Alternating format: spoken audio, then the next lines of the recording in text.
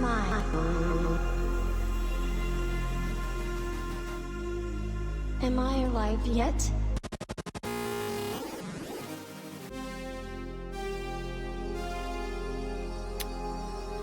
What is up? What is up? What is up, everybody? Every boy, every girl, all in the world. What is up? Get the music off there. How's everybody doing? Wrong button. Wrong button. There's the button. Hope your day, morning, evening, afternoon, nap time, whatever it is going good for you. If you use this for nap time, more power to you. Just leave it running the whole time so I can get credit for the view on it. I don't care if I put you to sleep, just give me the damn view. Hope everybody's doing well. Hope the drama of everything is minimum. I mean, you want to keep that stuff at minimum. A few things to talk about today. We'll talk. God damn, my chair is so squawky, squeaky. I need to put some WD-40 or something on it. Good Lord, I'm not fat either. It's just wonky ass chair. A few things last night. You had State of the Union. We'll get into that a little bit. Oh man, I even forgot to go through Twitter to pull this stuff up. I'm a little off today. We'll talk about Daredevil, the MCU Marvel version of it came out yesterday. We'll start with that, and then we'll go into a little bit more of the ACC and college football, because it's great watching all these people that consider themselves knowledgeable and or know what they're talking about or whatever, backtracking and even still trying to cover up their idiot takes over the past couple years about Florida State, Clemson, and the ACC. So we'll get on that, but let's start with Daredevil. For those that don't know, Daredevil Born Again debuted on Disney Plus last night. It is now canon in the MCU. I'm not quite sure if the original Netflix series is considered canon. I think it's kind of adjacent. I could be wrong with that. And in saying that, I will say that I have never watched any of the episodes of the Netflix series. That's nothing. Like it's not anything that I don't think I'd like it or that I'm missing out on something that I've heard a lot of people are great or whatever. It just, for whatever reason, those series didn't catch my appeal. And I know like the Daredevil one was the better of those series that they had, or the from Netflix. But no, one, I've never had Netflix. Well, I shouldn't say I had Netflix really long time ago when it first was becoming a thing, like in like 2008. Jesus, was it pathetic then? And I just never really got on board. It used to be free too. I never got on board with it, and just never did. So I never watched the original series. But I was like, you know what? I'll give it a go for Disney Plus, and I mean, I thought it was good. I mean, I'm not going to give any spoilers away. They did 2 episodes of it. You had Matt Murdock, Daredevil, 2 other characters that are his friends, Karen and Foggy, I believe. They're back in this series as well. Because I think there was some outcry that they were originally just going, like Disney was just going to scrap everything and just start anew with this character, but people were like, no, you can't do that, you can't do that. So they brought those characters back, which I think is good. I mean, it's it's the MCU, so you can have different versions of those characters or variants, Um, you got violence in it, which I mean Disney's going more adult oriented theme wise. As far as violence goes in language with a lot of these series and movies now. So you get what you want out of that. Me for not really knowing the Daredevil character that much. I mean, just a little bit from him being a Marvel character and whatnot. When I was growing up, I never really cared or paid attention to him. I knew of him, but everything was kind of adjacent around him. I didn't know any of the comics, you know. He's kind of like the Marvels, another version of the Marvels Batman, because I think there's a few different versions of like Marvel's Batman, but he's, I think, the closest one to it. Um, but no, I didn't. I thought the series was good. Um, the first two series or the first two episodes are setting up a lot of what you're going to see. I think this is only 8 episodes, maybe nine. I can't remember. But these first two episodes are setting up a lot. You had Kingpin, Wilson Fisk. He's back in this, and of course he had already kind of crossed over because he had been in Hawkeye and that Echo series. Didn't watch Echo, didn't care to, just wasn't my thing. Um, but they make some mention about that. In the second episode, they drop or they don't like name drop, but they talk about Punisher. Fisk mentions Punisher and Spider Man. So you have some mentions of other heroes or anti-heroes in the Marvel MCU. Um, Yay. Um, okay, Fisk does become mayor. His wife has taken over the business of the illegal practices that they went with in the Echo series. I guess he's shot in the face by Echo, and they basically just ended like that. I guess it goes a few years, and it supposedly like Fisk just disappears on everybody and his wife, and so his wife has no idea where he is, and basically she takes over the business, and the business starts to thrive, becomes better. And when he comes back, he decides he's going to run for mayor. Um, a lot of people were pointing out that he is kind of like a Trump figure, which you can kind of see the elements like of that in there, but at the same time, they did comics, I think, before even Trump ran for president, of Fisk becoming governor, I mean, mayor of New York, and they've done other villains who have been mayors of different cities. I didn't even think Lex Luthor was mayor of Metropolis at one point. So, I mean, they're the same kind of characters. It's whatever, but you see a little bit of a playoff on that. Like, his whole shtick is called Fisk can fix it. Fisk can fix it. Say that 10 times fast. Jesus. Which is kind of like the Make America Great Again thing. But there's also, too, it's like with this series, you notice, and it's going to be one of those things where we'll see where this goes. There's this character, BB, who's like a street reporter. Um, has her own YouTube page or whatever content, and she's asking people, do they feel safe in Hell's Kitchen and whatnot, and all the conversation is about how they're scared to walk down the street, how they're getting mugged, and how they haven't seen Daredevil, they need a hero, and all this, and it kind of plays par. I mean, it's a lot different as far as what a lot of these different series and a lot of these movies and stuff have been in the last 5 years, where it's more everything's great. Free this, free that. Kind of. I don't want to say like left leaning, but people will probably get when that is more of a left leaning entertainment.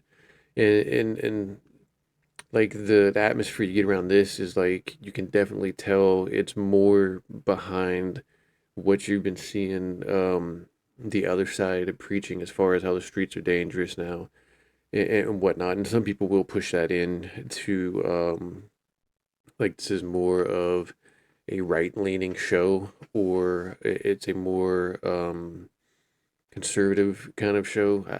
I didn't really get that. I mean, listen, I've been alive long enough. I mean, New York has been dead, I think, twice since I've been alive. I'll be honest with you. It was like the time in the late 70s. Of course, that's when I wasn't born. It was like a demilitarized zone. And then in different parts of the 80s, like you had drugs and just all sorts of stuff. People were scared to go downtown.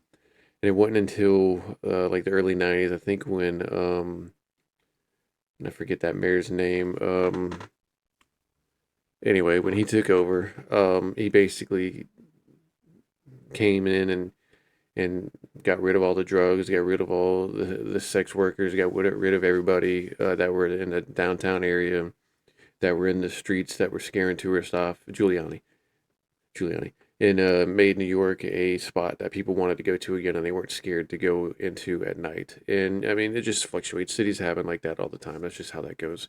You have a particular um, party take over, and they might take over for a while, and the city might go to crap, and then the reverse swing of that is voters vote the exact opposite way, and then you have somebody come through, and it goes the other way. And it's an up and down thing. So you're getting the sense that this is they're going with that this is the time in New York when it's in like a very down stage, at least Hell's Kitchen. Fisk becomes mayor and basically runs that he's going to fix everything. You have corrupt cops in this show. You have Daredevil, dealing with should he be Daredevil anymore because he does cross a line. And I mean, in both the episodes, he really crosses a line. I don't want to give too much away. But overall, I thought for never watching the movies, never watching the original series on Netflix, I thought it was a really good episode.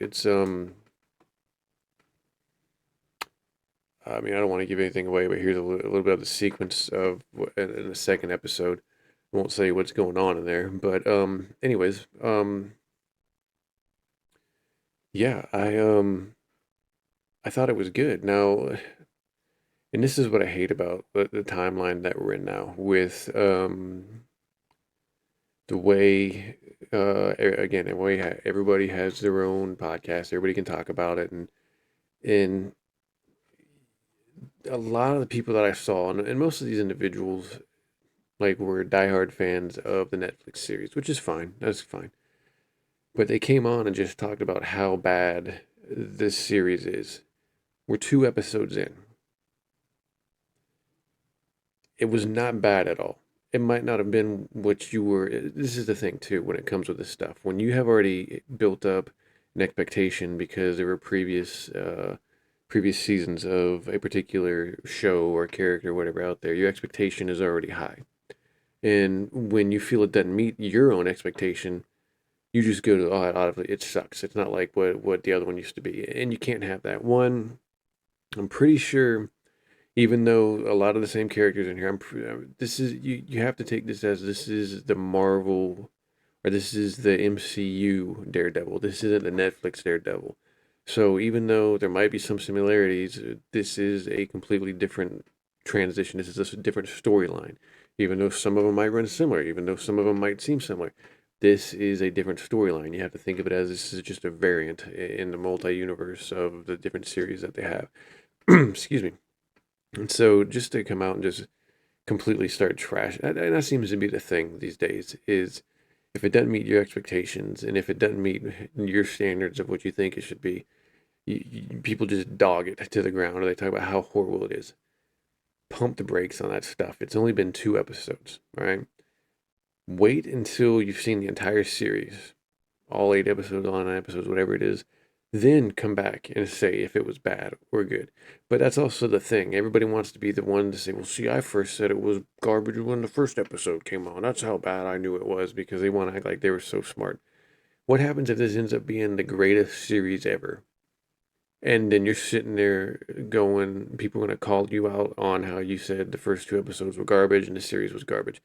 Give things a little bit of time. I mean, just to automatically dump something in the ground because it didn't fit your standards or because you felt that it should have been a different way or you didn't like a particular storyline.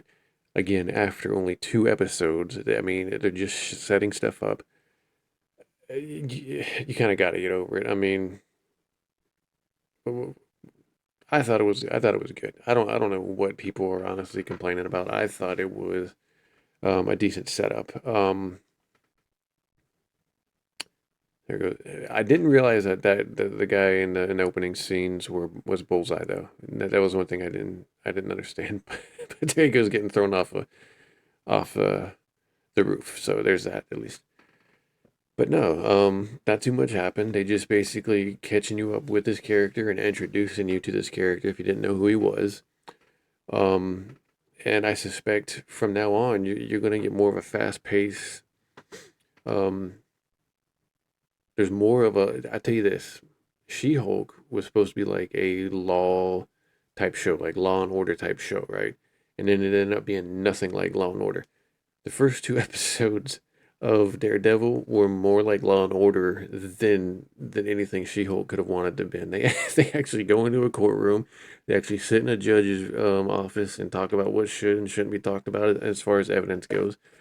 Um, there's actual investigation going on. There's one actor, and I forget his name. He's from Homicide Life on the Street, and I love that show back in the day. He's in this one. He's Matt Murdock's like PI investigator, whatever, former cop investigator. Love that he's in this show. He's a great actor.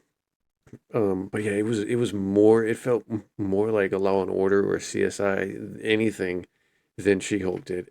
So She-Hulk, the people that did She-Hulk need to probably watch this to understand how to actually do a show about lawyers and courtrooms because in the first two episodes they've already nailed that. They've already done a really good job with it.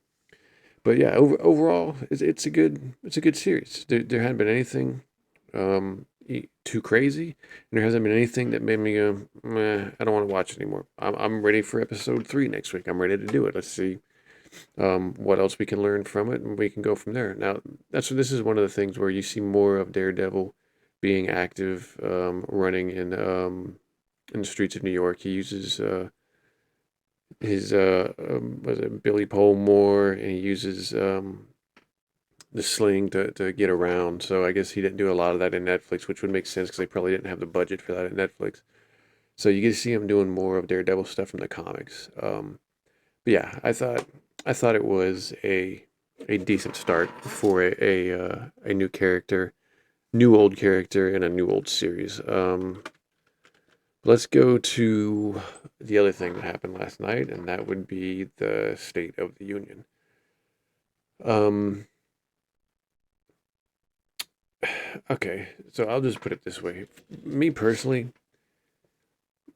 I think the State of the Union most of the time is pretty pointless, and it doesn't matter who the president is, Democrat, Republican, whatever. It's just them talking about what they talked about when they were on um, the election front, when they were trying to get elected, when they were on the campaign trail.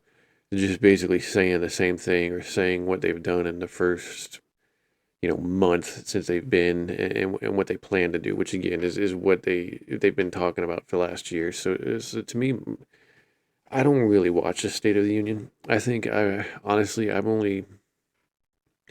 watched the State of the Union with George W. Um, in 2002 because that was a few months after September 11th. So everybody was watching that State of the Union to see what he had to say. I watched Obama's State of the Union, his first one, just to see what would be said or what would happen. And then I'm pretty sure I watched Trump's first State of the Union when he became president the first time. But honestly, that's like the only State of the Reunion that I can remember ever watching. Even back when I was in high school, they don't do anything for me. You're not gonna learn anything. Nothing's gonna happen drastically the day after. But what I will say is, man, do we have a problem as far as politicians go? And I don't just mean on one side, on both sides. It is ridiculous how childish our representatives are. Um, I saw all the clips and I saw all the content about the different Democrat representatives who got up and left, or like this individual here who stood up and made a scene and then was kicked. Was an Al Green, not the singer, but Al Green was kicked out because he wouldn't shut up. Then you have just, I mean, I can't remember who that. There's a particular Democrat, young black woman. I can't remember her name at the moment, and I should have wrote it down, but I completely forgot. But like she did a TikTok before going to the State of the Union, in which she's dancing in her office and basically saying she's going to go to the State of the Union, but either fall asleep or not listen. And it's like, what are we doing? I get it. You had those two psycho chicks on the Republican side stand up.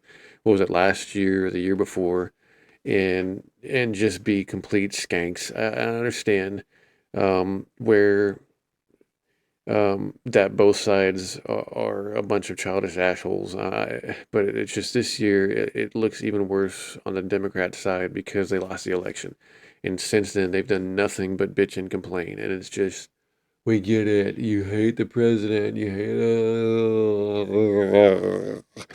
hate. We get it. You know, and this guy even talking about he's going to start the impeachment process. It's for what? Just to have it ready in case you think something. This guy's wasting his constituents' time. Well, I mean, what is he doing besides just making an imbecile out of himself? Um, Man, we have got to get better as a voting public. We have got to get better at picking our representatives, and then realizing that if we have, I think someone stole her sign, and if we elect people that are just complete idiots, we have to be smarter and realize we made a mistake, and then vote them out the next time. It's just we are putting some of the dumbest childish people, Republican and Democrat, Independent, whatever, in these positions, and it is just lunacy. We are at a point where this has become high school nonsense, and what are we doing? Be be better. If you're my representative, I don't want you on social media 24/7. I don't need you doing TikTok dances before going to a State of the Union saying that you're not going to listen anyways. I don't need you having social media arguments back and forth with other congressmen and representatives. I don't need you going on there showing vacation pictures of yourself. Get the hell off social media, shut the hell up, and do what's best for me and the country. I don't I can't believe that people think, and I hope this younger generation doesn't get off on this and think that it's great that these individuals are doing that. But this is just sheer lunacy. We are getting to the point to where, and I know some people have said like the United States is an embarrassment. We've been an embarrassment since 1776. So if you can't understand that, get over yourself. We don't even care that we're an embarrassment. We've led the way for 200 years. So shut the fuck up. Um, but yeah, so apparently this kid here, he's had 13 surgeries, brain surgeries, cancer wise, and they made him an honorary Secret Service agent. And apparently, from what they're saying, is like the Democrats didn't stand up and cheer for that. Which I mean, come on, it's just one of those moments. I mean, every president does this, where they bring somebody in that they then motion or make mention of to get a standing ovation. That's just how it does. It's one of those publicity things. That's just politics. That's what it is. And people stand up and they support it. It's just how it is. And in this case, you have a 13-year-old kid who has had multiple brain surgeries. They're doing something nice for him because I guess he had been teased before. Just stand up for 5, 10 seconds and cheer a kid on. It's a kid. He doesn't care about politics. He doesn't care left or right. He is just wanting to be healthy and wanting to be happy with his life. And as you can see here, he hugs the Secret Service guy for giving that to him because it's a great day for him. Put your ego in check for 15 damn seconds and stand up and cheer on the kid. It's we are getting so freaking childish. We got to be better than what the rest of the world does. I mean, it's just so stupid. But yeah, so I I didn't watch it. I didn't care to watch it. Again, nothing was learned from anything said. Trump just basically said the same thing he's been saying every day since he's been in office. He crapped on the Democrats a little bit in the way that they, were handling things and were doing things. But this childish nonsense, ripping things up behind them, standing up and yelling at the president, no matter who they are. Hey, start acting like adults. You guys are a bunch of rich, fucking childish babies. Get over yourselves and just act like adults for 2 hours, at least for that time period. I'm begging you, and I think the rest of the country is. And I'm sure there's some people that got off on what each side did, which I find kind of weird that would make you super excited to watch grown people act like fucking immature kids. But if that's your thing, that's your thing. All right, so we're gonna get back into. I touched on this topic. I think it was yesterday, the day before. I can't quite remember. So the ACC is dead. They agreed to settle their lawsuit with Florida State and Clemson, which was mostly Florida State. Um, to which they changed the money deals as far as how the money is spread out amongst the conference. Um, the the grant of rights basically are given back to the schools and the teams when they leave the conference. Um, grant of rights. So they're basically the television rights, everything like that goes to them. It doesn't stick with the ACC for a time period. They also made it to where right now any school could leave. It would just be $165 million instead of the $500 million that it was priced at. And in 5 years, it drops to where it's only $75 million to leave. And at the same time, in 5 years, the Big Ten is up for their TV contracts to be rediscussed, and I think a year after that, the SEC is.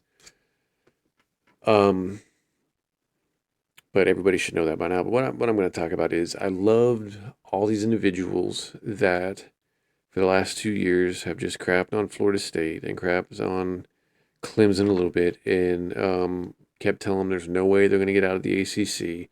They're locked in for 10 years, which would be, until 2036.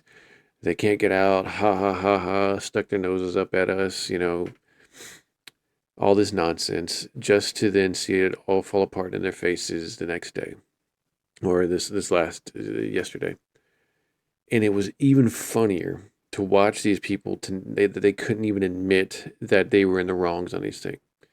Now I'll give them this: they did go off about how a lot of Florida State fans said that Florida State and Clemson would be out of the conference by 2025, and they're obviously they're not.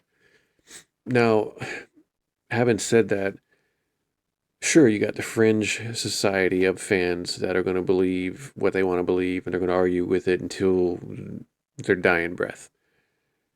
But in defense of some fans, the president, the athletic director,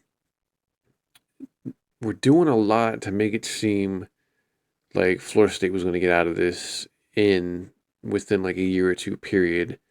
With the way they handled things, with the way they were doing stuff on social media, with how they talked, that you can't completely blame the Florida State fans on social media for wanting to believe that, because we were kind of led astray.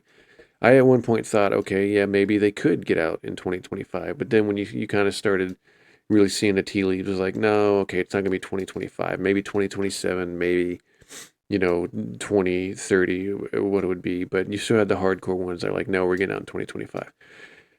I mean, that could happen if they want to pony up the 165 million. I mean, that could happen, but I don't see that happening.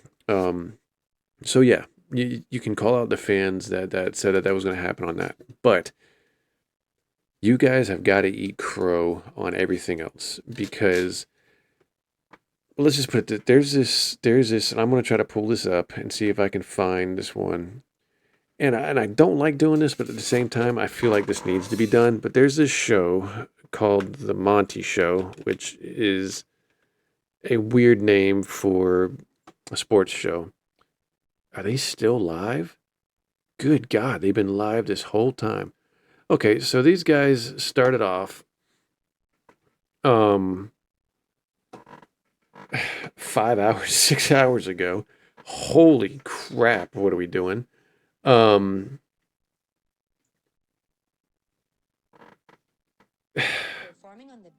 they started out these guys, you can obviously tell, and I remember them a couple years ago. Like they're Florida State haters. That this is not what I wanted to do. Get a full facial. Um, they're Florida State haters, but that's fine. I mean, you're just gonna have people out there that don't like your team, that don't like what you like, and whatever. That's perfectly fine. That's just how it is. Um, but these guys are so just hateful that they can't even admit when they're wrong and that they're idiots. And we'll start off with they went into it right away about Florida State and the conference, and basically said that Florida State didn't win, that they won, and they kept doing air quotes on everything. And if you're on a show and all you keep doing is air quotes over and over and over again, oh, holy crap, man! I mean, what are we doing?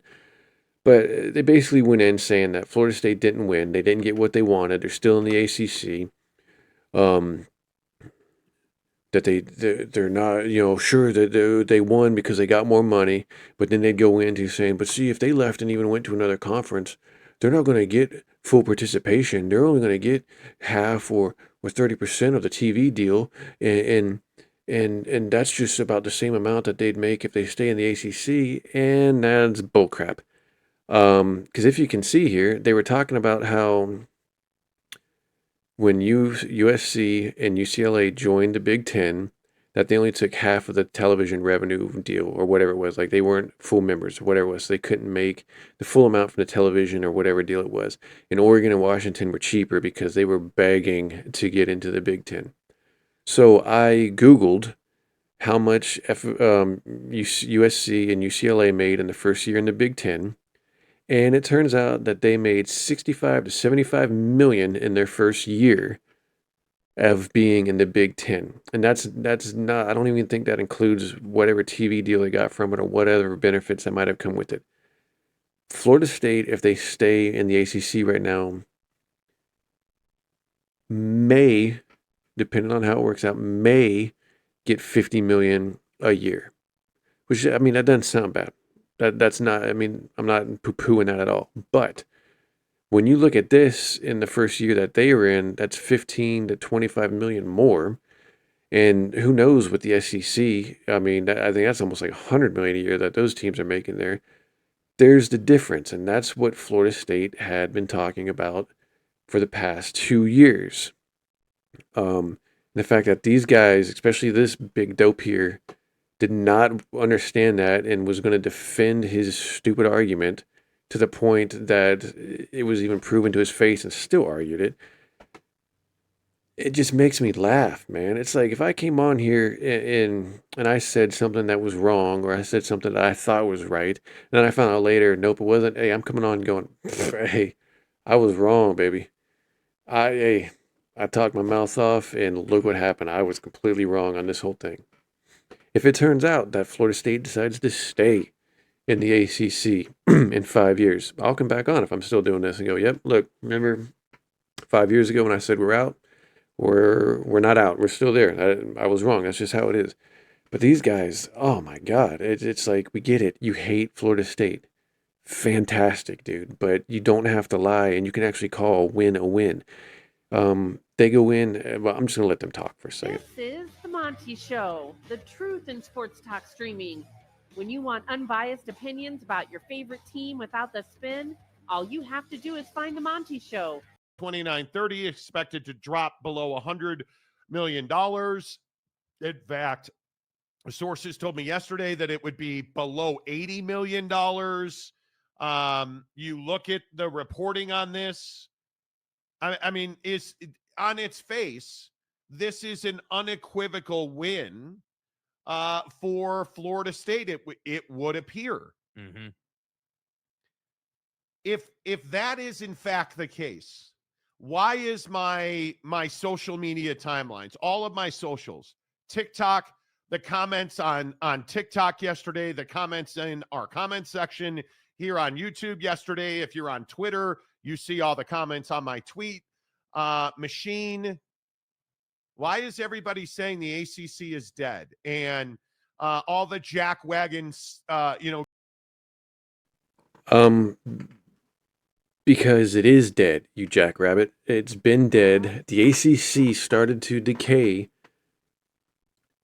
when the SEC did their first expansion, when they picked up Texas A&M, Missouri. Was there one other? I could be wrong. It's been so long ago. And the ACC decided to go after the Northeast schools in Louisville because they thought having television deals in Boston, New York, up the East Coast, and then all the way down to South into Florida was a better thought, that it was a television market. They did not foresee. I will say this about the SEC. They have always been run by people that have visions of the future as far as where the sport is going and what what it can be or what it should be. Now, I don't think the SEC has always been the power conference that has always made it out to be, but as far as the people running it, they know what they're doing. When it comes to the ACC, they have been completely off kilter on everything.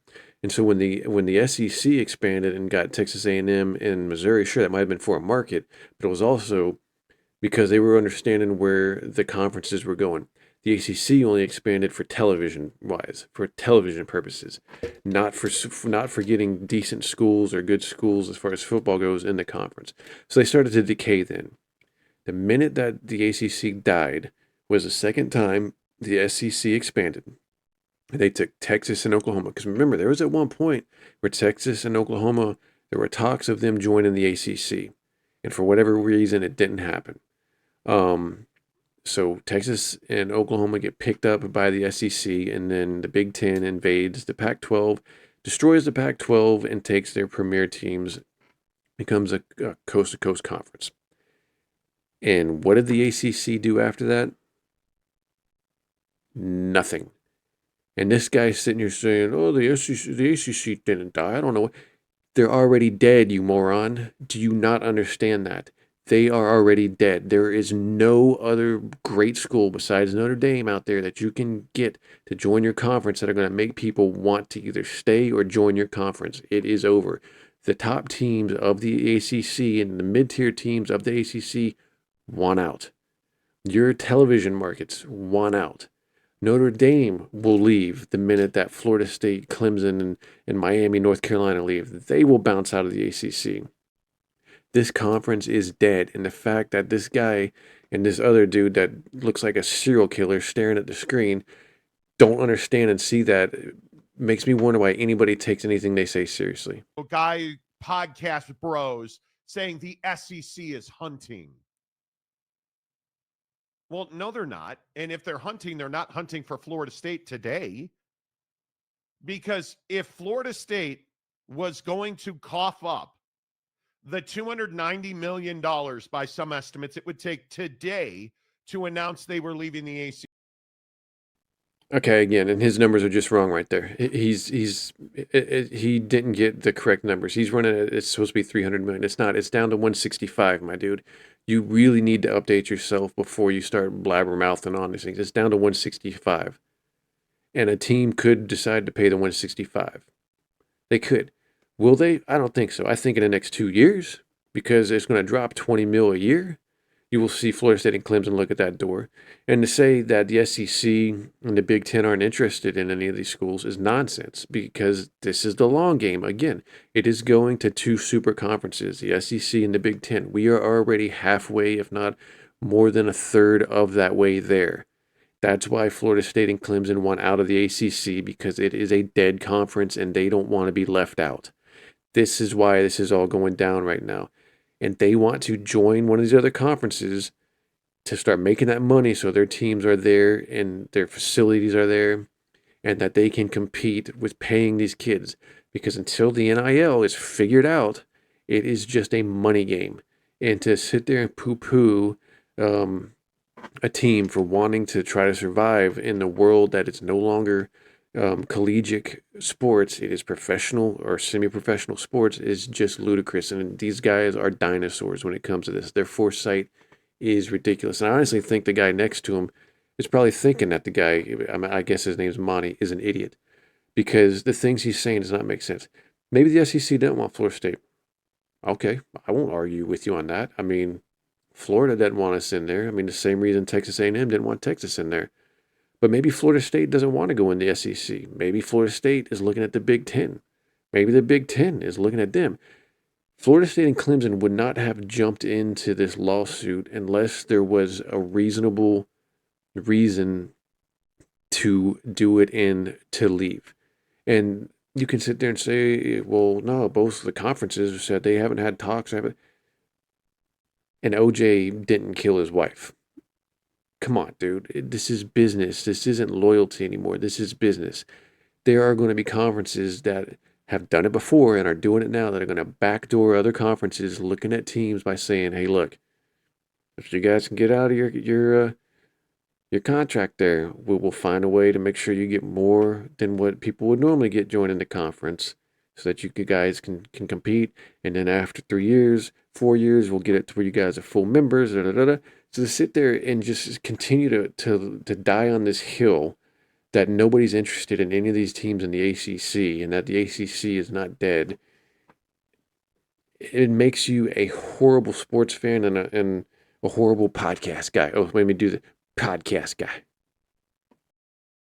ACC, would they not have done that already?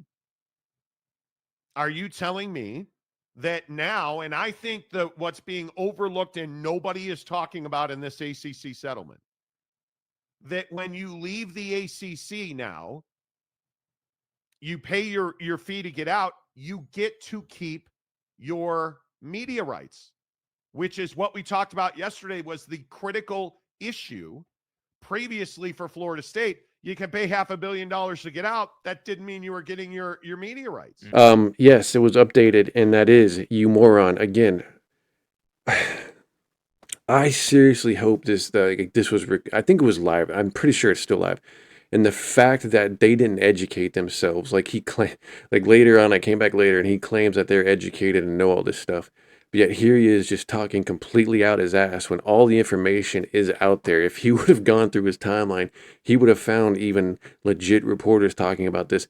They get their media rights.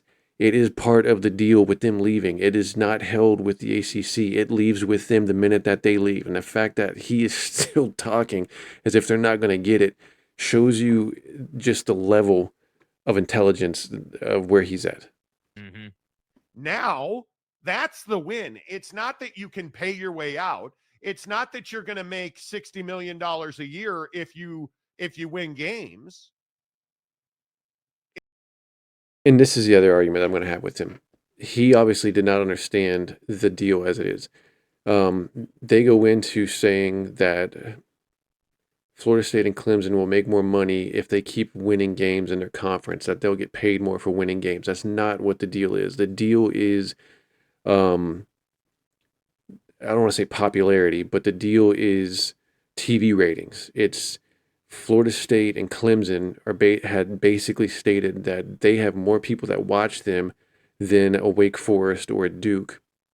But yet Duke and Wake Forest still get the same amount of money that Florida State and Clemson get, even though nobody's watching these other two teams, but everybody's watching Florida State and Clemson.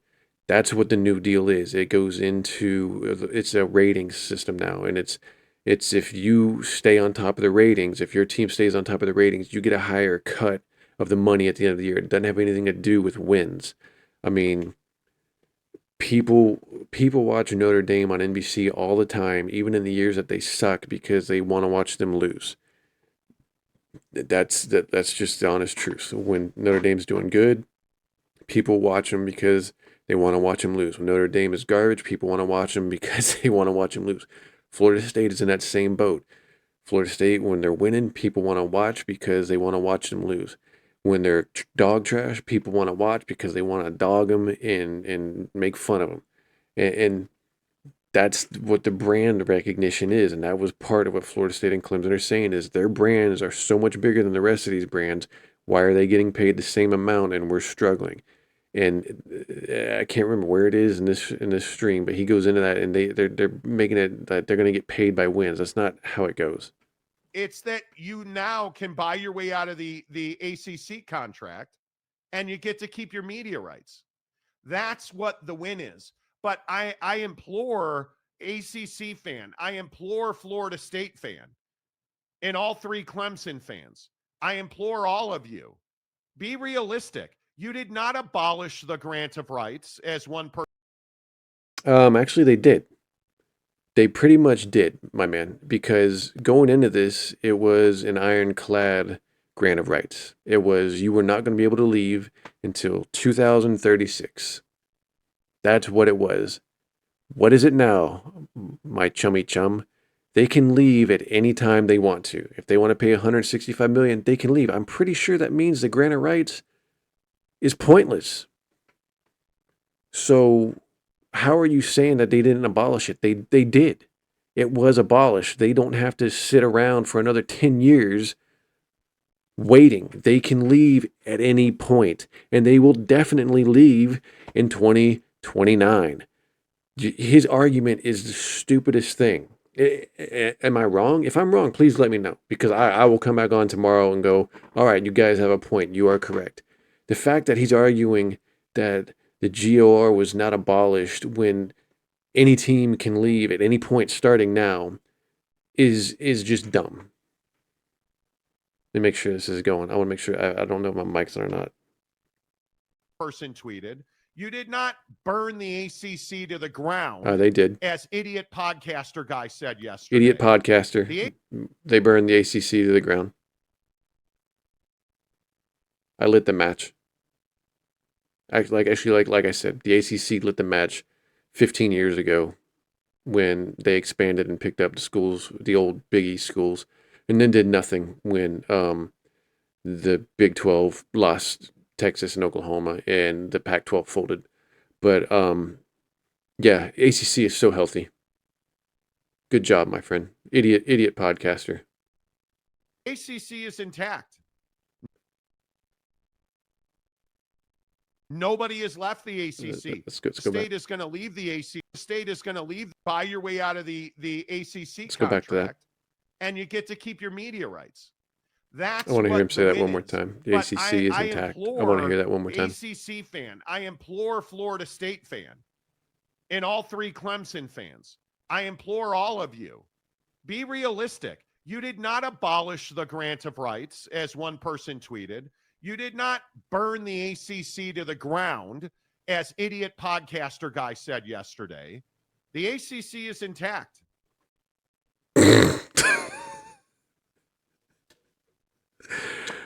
Oh, I don't know where this guy is or what city he's in. I heard him say he's from Chicago, which would make sense that he's so arrogant and ignorant. It is intact in the sense that, yeah, it's still a conference. I'll give him that much. If you want to get semantical on it, it is intact because there's still a conference. But it is not intact, my friend. It is at the... I mean, I only say at the beginning phase. It is well past the beginning phase of fracturing. It is falling apart. The dominoes are beginning to sway. And at one point, one of the dominoes are going to fall and the ACC is going to bottom out and it'll be nothing. Will it be tomorrow? Probably not. Will it be in the next 2 years? I'd put that at a 15% chance.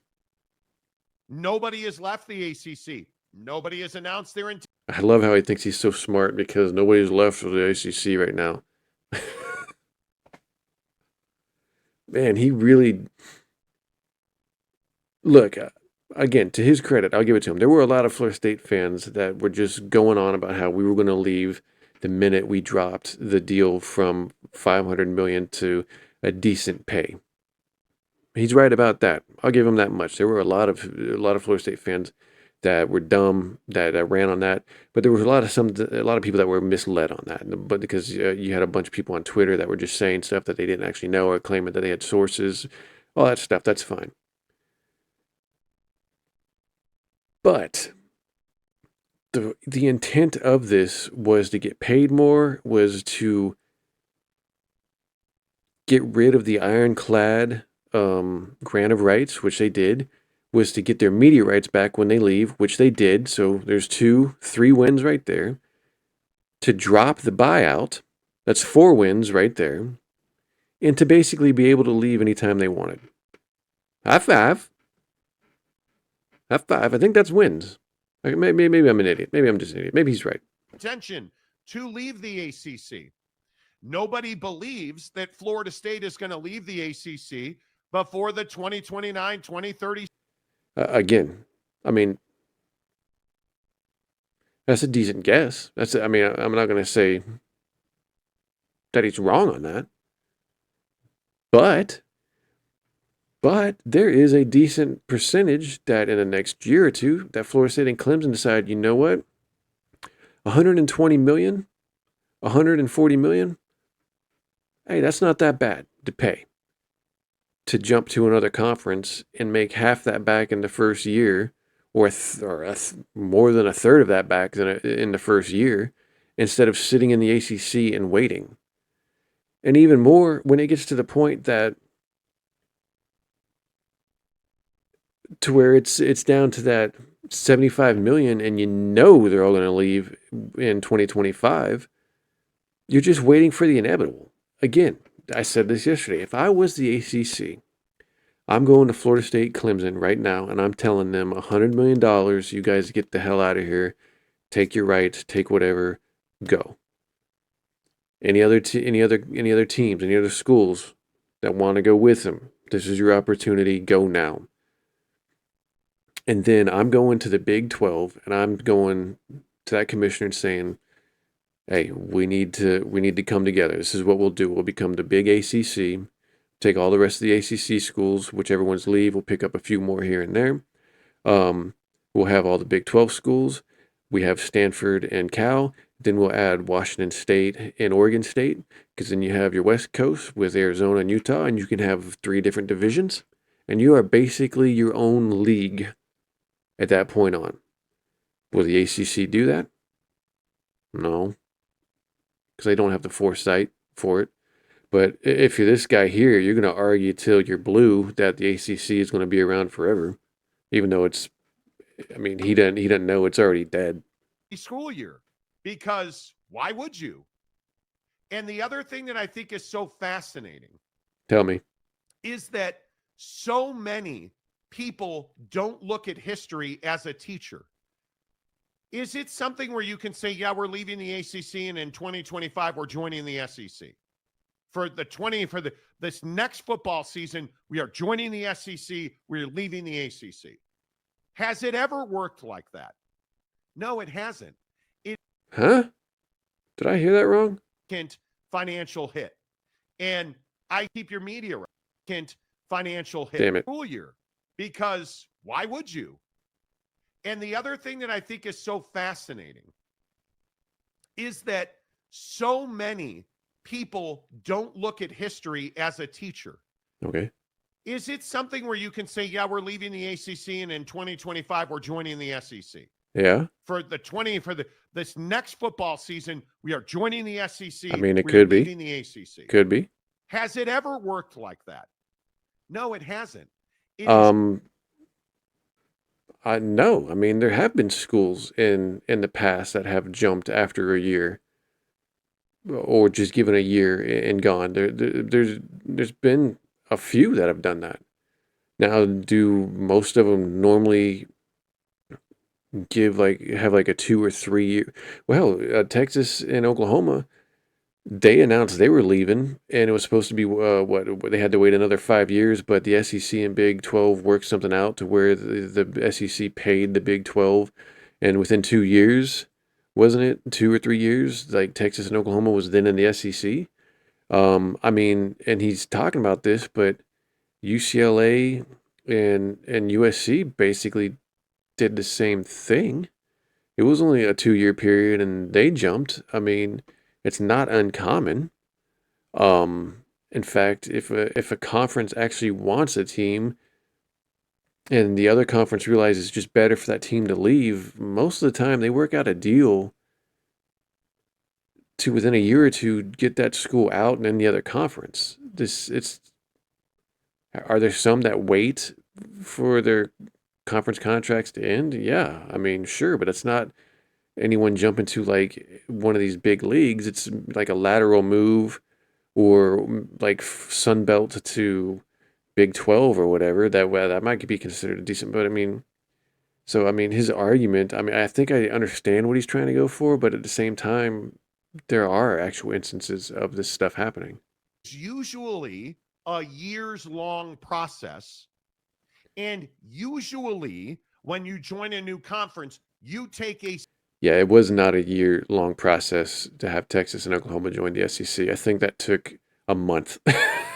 And all the schools agreed that they should join. I mean, that happened quick, if we remember right. That went from we're hearing talks of Texas and Oklahoma being interested in the SEC and SEC being interested, and within like a matter of a week, it was Texas and Oklahoma are leaving the Big 12. Then within a few days, it was the SEC is giving out invites, and then within like a month, it was they've been accepted. So yeah, it does happen quick. It does happen pretty fast. significant financial hit. And I think one of the true questions about Florida State's appetite to leave the ACC today, which is, I'm telling you, zero. I've been told straight up they have no plans to leave the ACC or try to leave the ACC. This whole thing has been about leaving the ACC, my dude. It may not happen in the first month of them getting the win on this thing. It may not. And for all these people like him, they will argue that, see, they're still winning because Florida State hadn't left. The whole point of this was to get more money, was to abolish the grant of rights, was to make sure they had their media rights when they left, and to leave. And that's still all going to happen. It might not happen like what some Florida State fans expected or some Clemson fans expected. It would happen just super fast. The whole point of this was to get paid, was to get rid of the grant of rights, which they basically did, was to make sure their media rights were following them wherever they went, which they basically got, and to drop the buyout, which they got, where they can leave any time.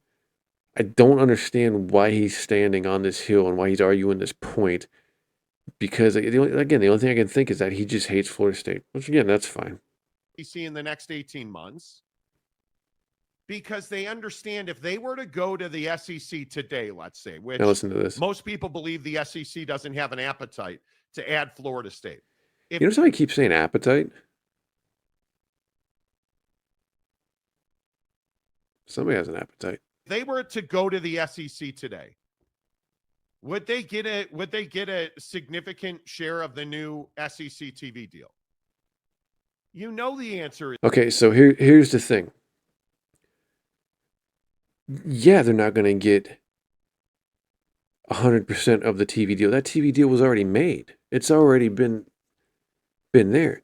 But a school like Florida State, a school like Clemson, a school like North Carolina, brand name, a Notre Dame, even though Notre Dame's in with NBC, so we'll keep Notre Dame out of that. UNC, Florida State, Clemson, brand names, helmets that people recognize, helmets that people want to watch. I'll even throw Miami in there, even though Miami's only had one good year in the last 25 years.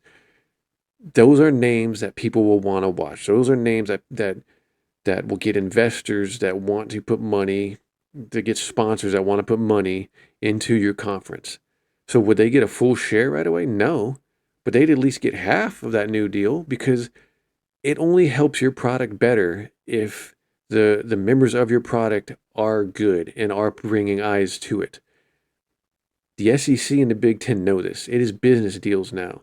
You're not going to bring a team in and then go, well, hey, you're still not going to make as much as what you made in the ACC, so good luck struggling, but in 5 years, we'll have you at 100 million, and then you can start competing. No.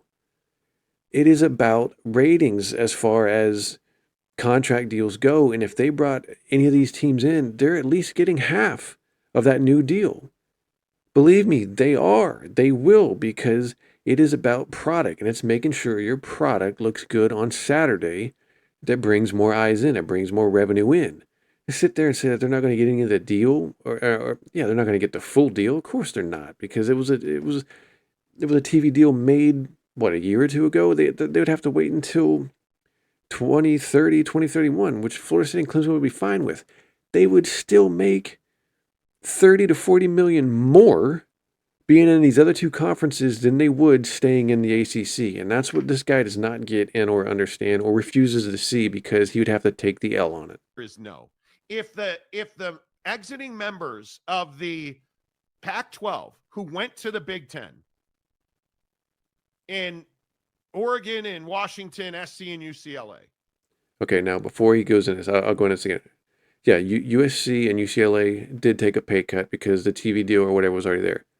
But I think it was only like half of what instead of the full. Oregon and Washington State, and he's not going to explain this. Oregon and Washington State took a deeper cut because they begged to get in.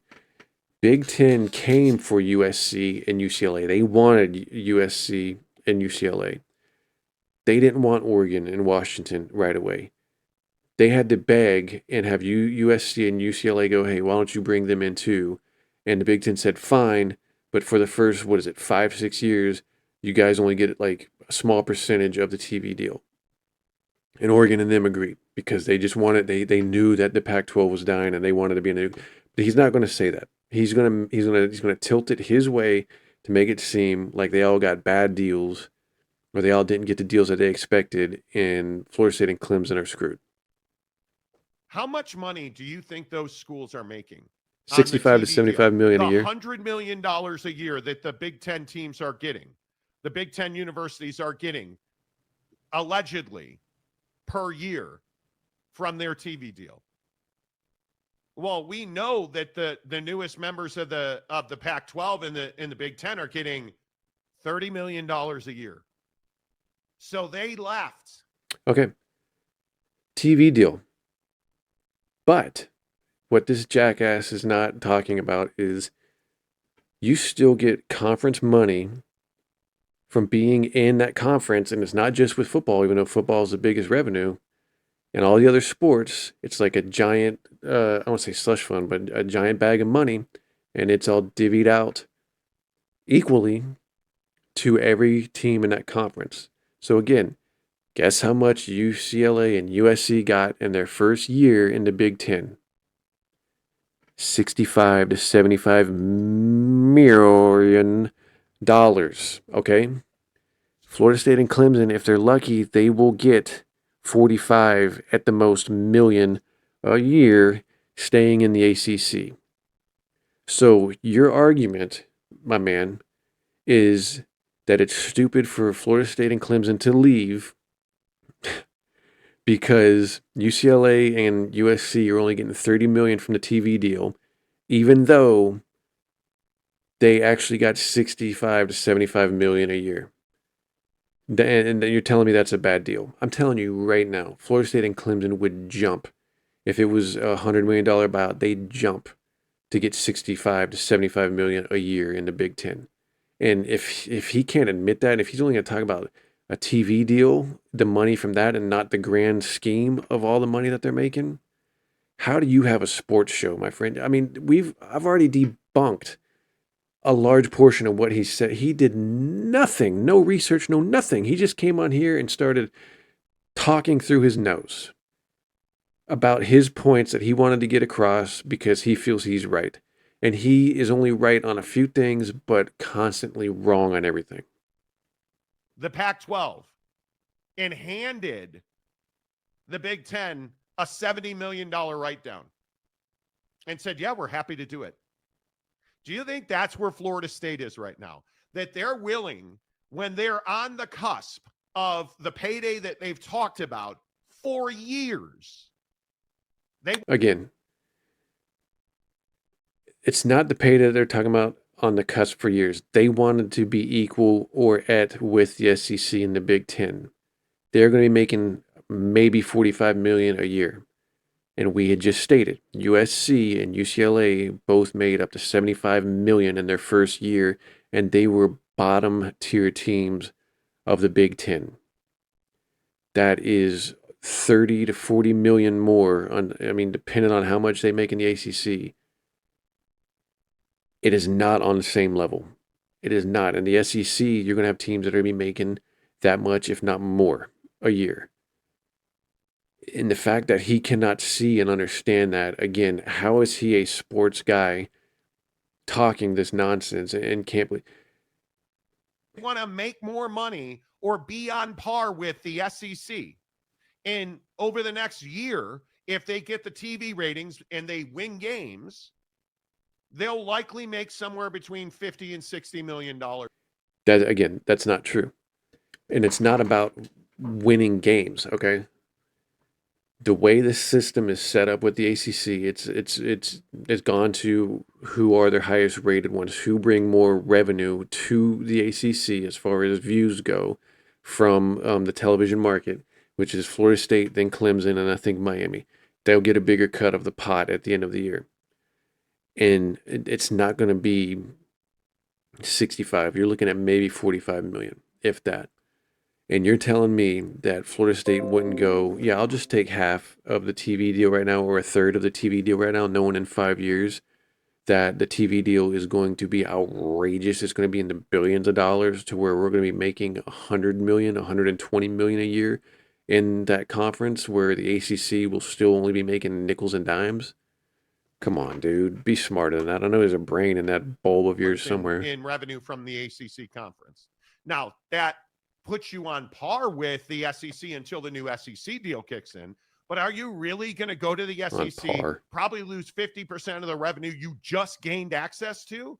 Jake, that doesn't make any sense at all. Yeah, and I think that, the thing that people want to do here is they want to say that the ACC is dying and, It is. It's been dying, my friend. How do you guys, are you guys secret ACC fans? Are you guys invested money-wise in the ACC? It's dying. It has been dying for 10 years. It's, it's in 2030, everyone's going to leave and it's going to be. Yeah, they are. Yeah. Terrible. And, the ACC is this awful conference. And yeah. And I just don't think that there's a need to do that. I think. Don't be mean to the ACC. There's no need to say it's dying. There's no need to say it's an awful conference. But for the last 2 years, we've been shitting on Florida State and saying how they whine too much and how they're babies, and we can't even give them a win right now and actually admit that they got the better part of this deal because we've been shitting on them for the entire year and a half. But don't make fun of the ACC. It's not dead. It's still alive. Huh? That the ACC, I would say got to win in this situation. Obviously, I can't watch this anymore. These guys did not. They just basically looked at tweets and went with the ones that they wanted to read and wanted to understand, and then came on their program and just backed up what they wanted to see. He's not even looking at the camera after saying that nonsense right there, that the ACC won. Obviously, the conference is going to stay together. Florida State can stop barking and complaining and being a problem in the room. And I think that, the ACC did what it had to do. And survive. So here's the thing. The whole time this was going on, individuals like these two and everyone else were saying the grant of rights, that deal was ironclad, was never going to be broke. It's just how it is. Sign the contract, stick with it, whatever. Yet here we go. The ACC agreed to settle, and they settled because they don't want information getting out. They would have had to come to Florida and plead their case in Florida, which would have opened the doors to everything. All their documents, all their records, everything would have been on display. Everything. Their deal with ESPN, their deal with Raycom, their deals with the schools. everything would have been on display. It would have been out in the open. And there are reports out there that ESPN did not want this stuff being in the public, did not want it out in public, and force the ACC to make this deal. Their arguments here is, I mean, are their brains mush? The ACC folded the minute the Florida Supreme Court said the ACC would have to come to Florida and battle this out. It wasn't that they sat there for a month and said, yep, we're ready to go to court, let's do this. They folded immediately. Within a 48-hour period, decided to make a deal. How can you say the ACC won when they are the ones that folded? How does anybody watch the show or take these guys? I mean, how do they have 140,000 subscribers when they have no knowledge? Maybe it's just this. Maybe this is the only thing they don't know what they're talking about. Maybe on other things they are, like cannolis and donuts and being a Monday morning quarterback. Maybe they're fantastic at that. But they are taking a huge L when it comes to this. And the fact that they can't admit it themselves and even do just the simple amount of research to find out what they were wrong on and just go, okay, yeah, we were wrong. The ACC is in dire straits. It was a win for Florida State mainly and Clemson. They did what they needed to do. I don't want to hear from Florida State anymore about how they don't have opportunities to make money. We didn't. Did you see what the old deal was? Do you understand why it was changed? Want to hear from Florida State fan about how, well, we lost games and, somehow we got screwed. Huh? We lost games and somehow we got screwed. This is a very straightforward proposition. You win games, you're going to make money. You win games, you're going to make money.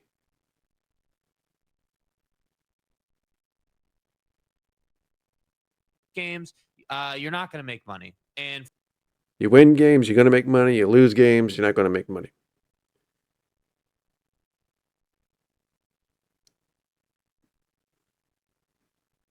I'm not. Why even bring up what I've said 20 times about what the new deal is? Because they're not even listening to themselves. Frankly, if you lose games, no one's going to feel sorry for you at this point. We don't give a damn. Every team that loses takes hell, especially from numbnuts like you on social media. I mean, unless someone is addicted to social media and it hurts their feelings, I don't care. We just went 2-10. How worse could it get? We could lose every game this season. That's just how football is. We only won 2 games last year. We'll be okay. It sucked, but we'll deal with it. We knew we sucked last year. There was no argument against that. We were trash. But that doesn't make up for how the ACC has treated us ever since we've joined it. The ACC is garbage. Continue. That's the reality of this, settlement. And I think that, the other thing you got to consider for make money, you lose games, you're not going to make money. Okay. And frankly, if you lose games, no one's going to feel sorry for you at this point. That's the reality of this. That's the reality of the settlement is if we lose games, no one's going to feel sorry for us.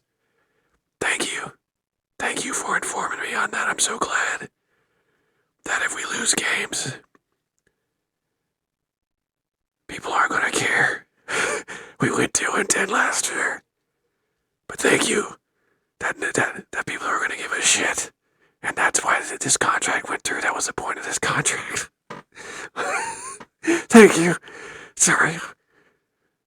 Thank you for that.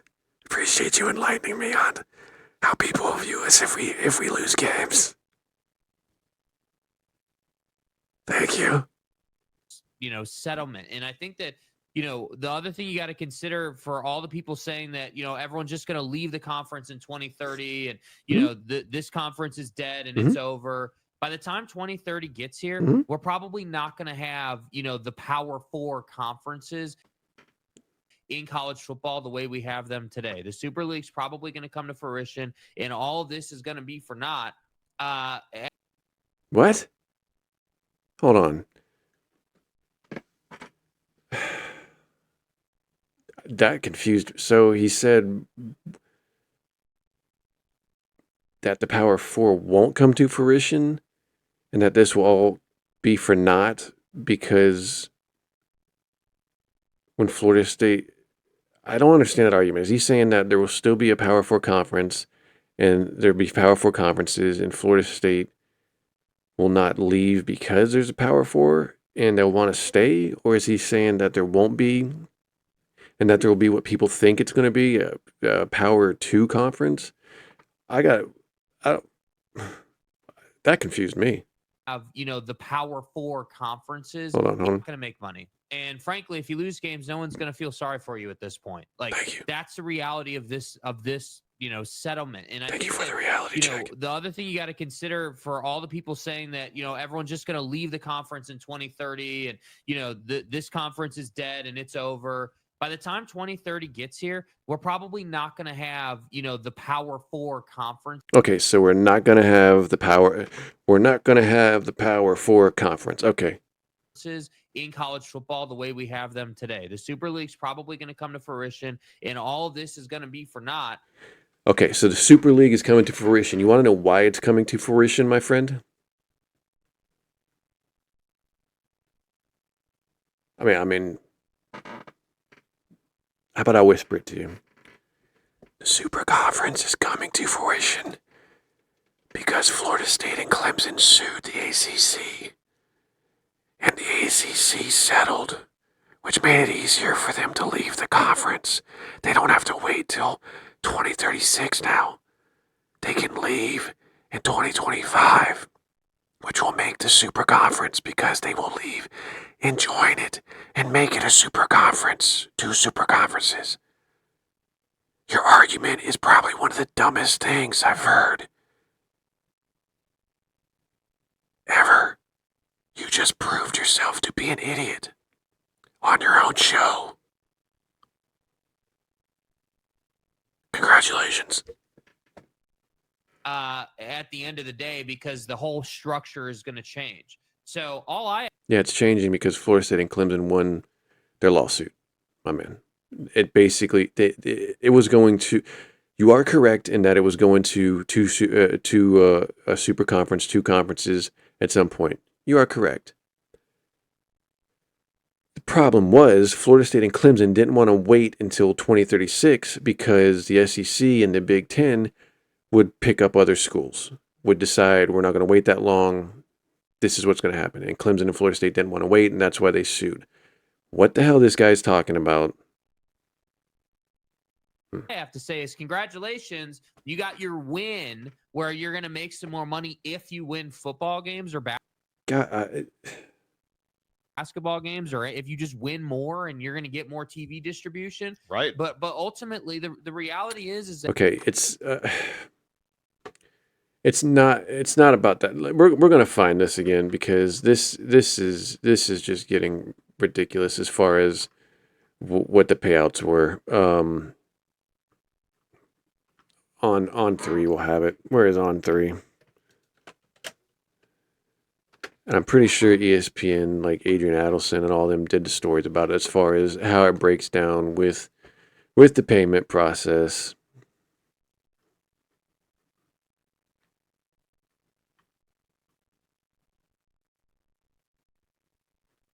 Where is it? Where is it?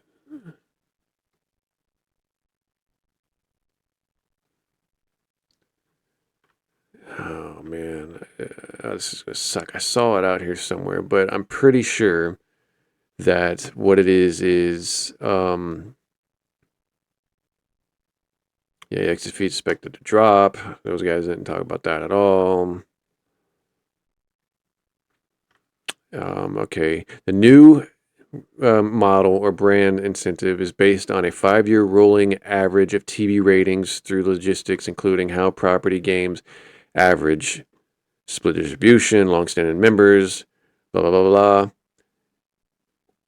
Anywhere here top earners are expected to net an additional 15 million more. According to sources, while the schools believe annual payout is 70 million annual. So again, they're maybe getting 45 million a year, and also depending on where it has nothing to do with wins or losses. I don't know what those dummies are talking about. It has to do with their ratings and the generate and how they generate TV ratings and stuff like that. So it goes into eyes on product. The more eyes you have on your product, the more that you are going to get paid. It doesn't matter. Florida State went 2-10 and was still the third highest viewed team out of the ACC behind Clemson and Miami, and they went 2-10. 2-10. And we were still the third most watched ACC product in football. You had other teams that made bowl games and won more games than us, and nobody gave a damn about them. But you had us with only 2 wins. 2 wins. And we still had more people watching us. In fact, we almost had more people watching us than watching Miami. And Miami almost made it to the playoff. SMU made it to the playoff. And more people watched Florida State than they did SMU. This new deal has nothing to do with wins and losses. And again, the fact that these guys could not just go and find these things, do your job to give your viewing audience a chance to understand what's going on. The fact that you guys are just creating shit up on the fly and talking nonsense, and then later in your program defending yourselves saying, "Oh, well, if we're wrong, we'll come on and admit." Please rewatch the first 20 minutes and please come on the next day and admit the whole thing was wrong and you guys are morons and you need to fix it, because it is all wrong. It is completely wrong. That this is just like any other story. College football fan, an ACC fan, and Florida State fan want to take a victory lap and, flip the bird to the world and say that they've taken over. Huh? Why would the ACC fan, the Florida State fan come together and flip off the world and say that they're taking over? They're in full control. And I just sit here and I say, yeah, did you get what you wanted on paper? Did you get more money? Did you get more control? Did you, get more control of your future? Well, sure. Yeah, sure. Yeah, you did accomplish that. But I'm going to go back to the point we made yesterday that I know for a fact nobody is talking about, which is you may on paper be having access to making more money, but that doesn't exclude all the money you spent. This money you're about to make if you win these games, you're just digging out of the hole of the league. Okay, so the estimates right now out of the money that they spent on the lawsuit is maybe 10 to 15, maybe top in the 20 millions. Maybe, if that. It could be even lower than that.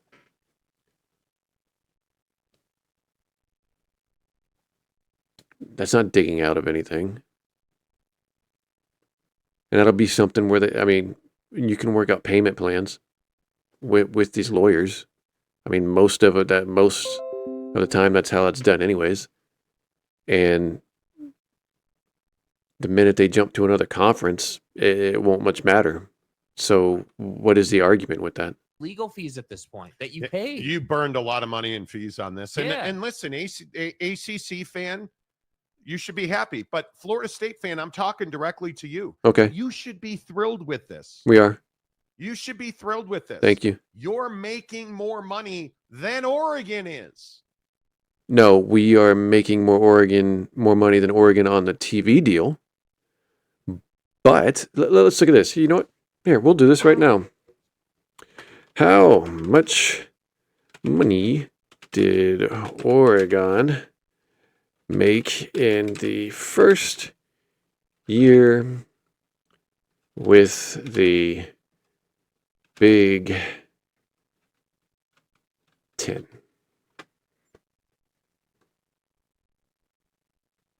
It's not available. Fantastic.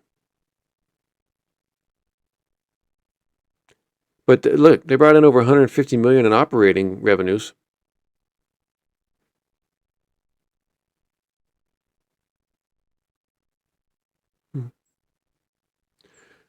All right, so Oregon's not in there. We'll have to come back to that at some point. But no. TV deal, Florida State made more with our TV deal and the ACC money combined. Yeah, we made more than Oregon as far as Oregon's TV deal goes. But Oregon TV deal plus what they made for being in the Big Ten, probably going to be 20 to 30 million more than what Florida State and Clemson made. So try again. You're making more money than Washington and UCLA and USC. No. And you're not traveling across the country to do it. You're making more money than those folks. You're on par in the short term. No, actually, I mean, granted, we didn't play many of the California teams this year. We didn't. Cal came to Tallahassee. We go to Stanford next year. So that, I mean, he kind of wins that we didn't have to pay for going to traveling that much, but we will be playing West Coast teams on the West Coast as long as we're in the ACC, Cal and Stanford. We had to fly to Dallas, which doesn't seem like much, but that is. But we also have to fly all the way up to Syracuse, to Boston College, to Notre Dame whenever we play those games. So there's still significant traveling with being in the ACC. It's about the same as as Oregon or UCLA and USC did. You know, I mean, it'll be about the same. But that's the way college football is headed. That's just where it's headed. It's going to be like a coast to coast thing now.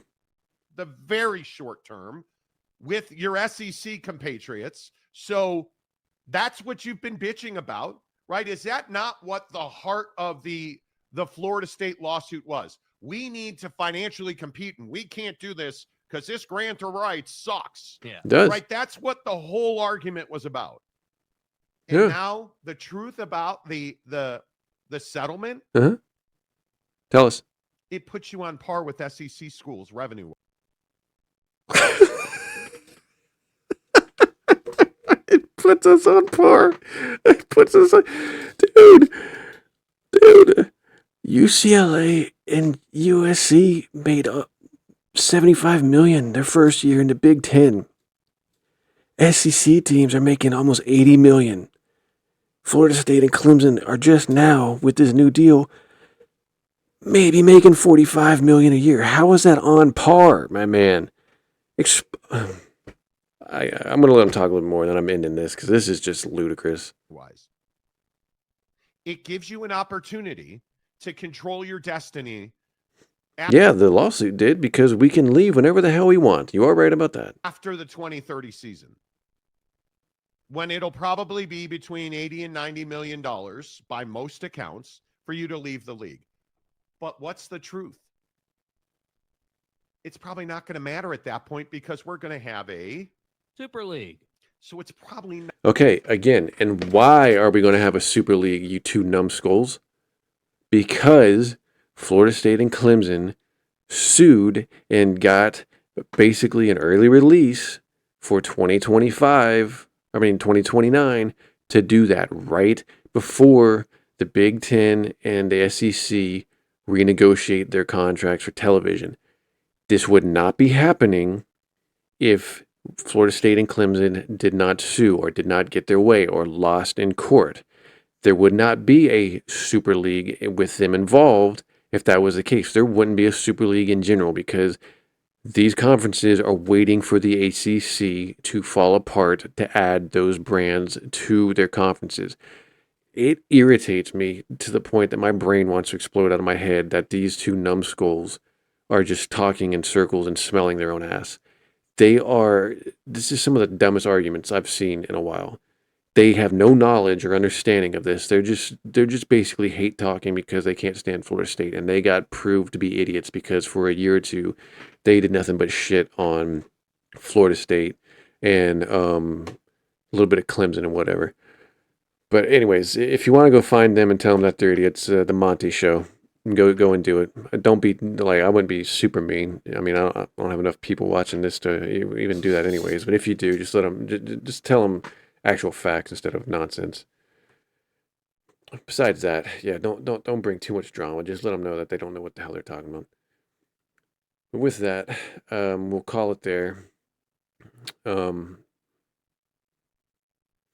Yeah, man. Besides that, hey, find you guys some good earth and dig it. All right, some real good earth and just dig it. All right. Till next time.